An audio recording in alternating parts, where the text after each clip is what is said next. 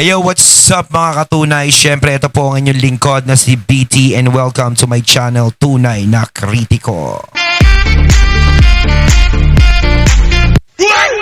Ayan, siyempre, meron tayong mga tatalakayin na naman ngayon mga katunay. No? Meron tayong chichikahin, bibigyan ng reaksyon. Eto, wag na natin pagtagalin, no? Eto yung si Attorney Harry Roque, yung isa. Si Attorney Harry Roque ay nagpasalamat kay Attorney Kaufman. Aba. At yung pangalawa, si Kiko Barsaga. Nako, binasag na naman yung camera. Nako, kaya talaga mainit ang ulo. Mainit ang ulo ng mga dyan sa camera, yung mga gigil sa mga Duterte dahil kay Kiko Barsaga, lakas pambasag eh. At eto pang isa, si Mamalu. Ayan. Sinabihan yung mga kawawang fake news peddlers, no? Fake news peddler daw si Castro.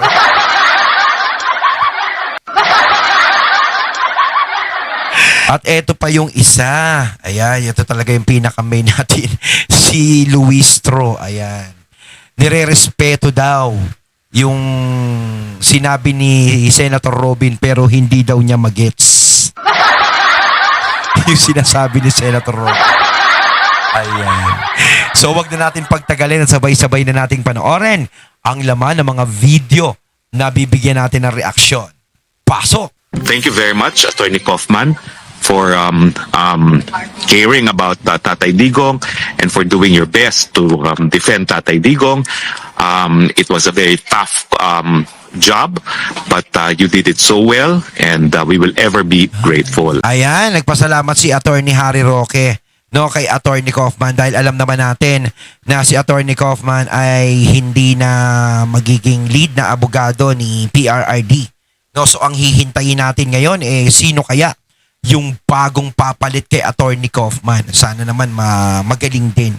No, pero ito kasi yung ginagawang tampulan naman nung mga vlogger sa kabila na sinasabi na iniwan daw ni Attorney Kaufman si PRRD dahil malakas daw ang ebidensya at hindi kayang ipagtanggol ni Attorney Kaufman. At sinasabi pa nila na baka wala ng pambayad yung mga Duterte kay Attorney Kaufman. Di wow. Pero may nagsabi naman sa akin na parang tapos na ata yung contract na ni Attorney Kaufman. May ganun pala yun. Kasi akala ko hanggat tumatakbo yung trial, habang tumatakbo yung kaso, is talagang mananatili kang abogado. Diba? Diba? Ayun yung pagkakaunawa ka. Correct me if I'm wrong. Paki-comment nga dito mga katunay kung tama ba o talagang kontrata ba na si Attorney Kaufman. Tapos na ba? Diba? Pero sa totoo lang, no, kahit tayo, nagpapasalamat naman tayo dahil alam naman natin, ginawa naman ni Attorney Kaufman lahat. Diba? Nakita naman natin kung paano niya ilaban, idepensa si Tatay Digong. Kaya medyo nasatisfied naman tayo.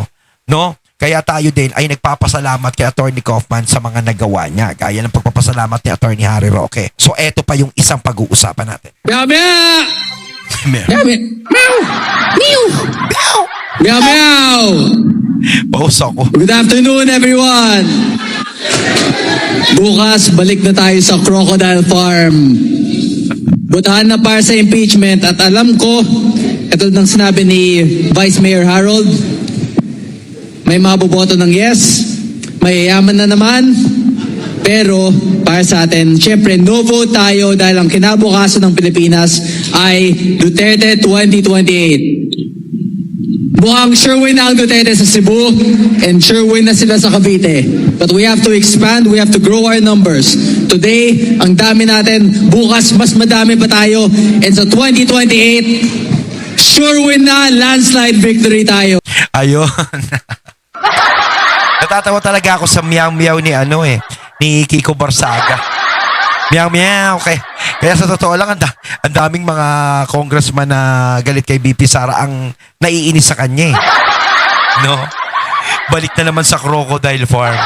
So talagang ito, isisinusulong ni Kiko Barsaga na vote no impeachment to Sara Duterte. No, talagang sa totoo lang, no, Si VP Sara naman talaga para sa akin, ito yung makakapagbigay ng bagong timpla sa Pilipinas.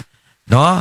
Talagang gusto natin maramdaman kung ano ang nagawa kung ano yung nagawa ni VP Sara sa Davao, gusto nating maramdaman din dito sa Pilipinas. Gaya ng naging presidente si Tatay Digong. Is naramdaman natin kung paano yung ginawang pagpapatakbo ni Tatay Digong sa Davao. No? Although kahit na hindi naman yung 100% dahil nga naman nagkaroon ng pandemic ng mga panahon na yon. Pero ako, satisfied ako sa naging panunungkulan ni Tatay Digong kasi talagang naiahon niya tayo sa pandemic. Kaya talagang sinasabi dito ni Kiko Barsaga na talagang napakalakas ni VP Sara Sherwin na sa mga lugar na binanggit niya. At alam din naman natin na talagang si VP Sara ay talagang Sherwin na sa mga lugar dahil nakikita nga natin talagang napakataas niya sa lahat ng mga survey. No? Hindi siya bumababa. Kung bumababa man siya, is pira-piraso lang. Hindi katulad ng mga ibang nakakalaban niya, talagang ang lalayo. Diba? Kaya para sa akin, talagang no vote sa impeachment ni VP Sara.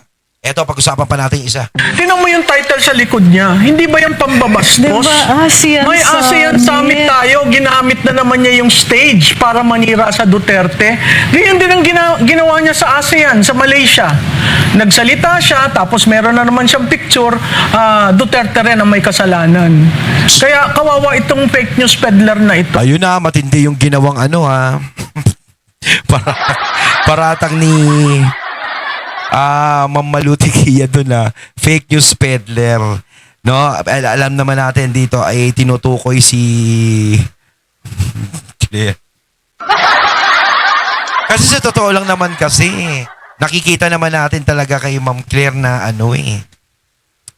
na hindi siya nakukontento na hindi pag-uusapan ng mga Duterte. Kailangan laging pinag-uusapan. So naglalabas siya ng ebidensya gaya dito kay sa isang nakasuhan, Matamba ba yun? Ayun, yun na yun. Yung nakasuhan ngayon. Inaano niya, idinidikit niya sa mga Duterte dahil may mga litrato daw na kasama ng mga Duterte yon. Meron din namang litrato na kasama ng mga Marcos din yun. At saka talagang nakikita naman natin si Auntie Claire na talagang mas ganado siya kapag mga Duterte ang pinag-uusapan. Kitang-kita natin yung powers niya. Na para sa akin, parang hindi talaga spokesperson ng trabaho ni Auntie Claire. Kumbaga parang lumalabas siya talaga is tagapagtanggol ng palasyo. So nasasabihan tuloy siyang fake news peddler. Kasi kung ano-ano yung mga inilalabas ni na laban sa mga Duterte, yan nga Ito pa yung isa. So we respect Senator Rubin Padilla, no? But in the absence of reason, of basis why the impeachment court should not be convened, I think it will be very difficult to understand why they will move not to convene. Dapat ilatag muna nila ano pang dahilan. Kung ang Supreme Talagang Court gusto niyo natin matuloy, is saying no? they're not issuing TRO, they're not issuing an injunction, he should give us opportunity to hear first. Ano bang dahilan nyo why you are against convening the impeachment court? Because his reason that just because they are opposition, they will be going against convening the impeachment court or going against the impeachment. It's very difficult to understand. This is a political exercise, what is at stake is the best interest of the sovereign Filipino people. Medyo hindi ko narinig yung isang word na ginamit nyo. Ano sabi nito? We expect or we respect. I respect Parang kasi Senator inaantok Robin, na eh.